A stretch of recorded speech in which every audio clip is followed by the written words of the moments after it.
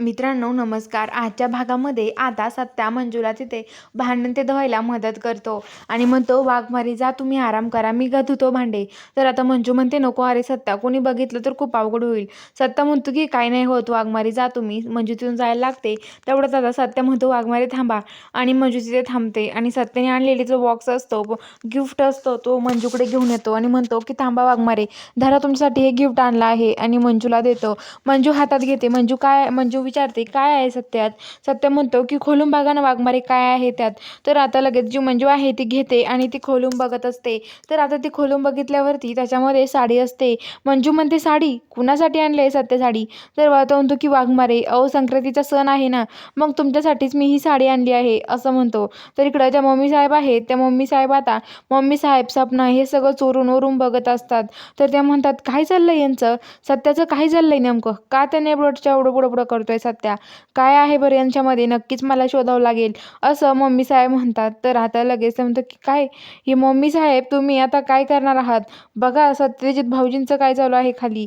तर तो म्हणतो की तू काळजी करू नको, मी आहे ना. मम्मी साहेब म्हणतात की मी बघ यांनाही या वाघमारीची चांगलीच वाट लावली तर माझं नाव पण मम्मी साहेब नाही.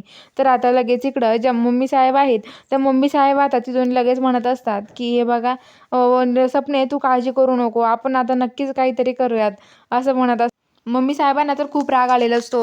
मम्मी साहेब म्हणतात ही नेबरड आता माझ्या घरातून गेलीच पाहिजे, काही करून मला ही घरातून काढून द्यावं लागेल, नाही तर पुन्हा या घरात ती राहायला लागेल असं म्हणत असते. आणि आता इकडं सत्या साडी देतो आणि तिथून मंजू सत्य जातात. तर सकाळी सकाळी संक्रांतीच्या दिवशी जी मंजू आहे ती साडी घालायला रूममध्ये जाते, साडी घालत असते. तर इकडं आता जो बलमा आहे बलमा आणि सत्या बाहेर वाट बघत असतात मंजू कधी येते. तर आता लगेच बलमा म्हणतो की सत्य तू बघ, अरे वहिनी साडी घालणारच नाहीये तुझी. तर आता लगेच म्हणतो काय साडी घालणार नाही, असं होऊ शकत नाही बलमा.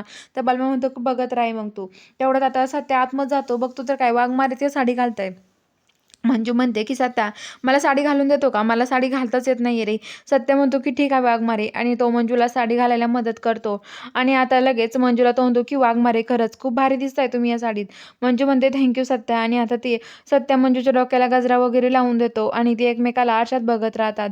बघूया आता पुढील भागामध्ये नक्की काय घडणार आहे. हे बघायला चॅनलला सबस्क्राईब करून घ्या.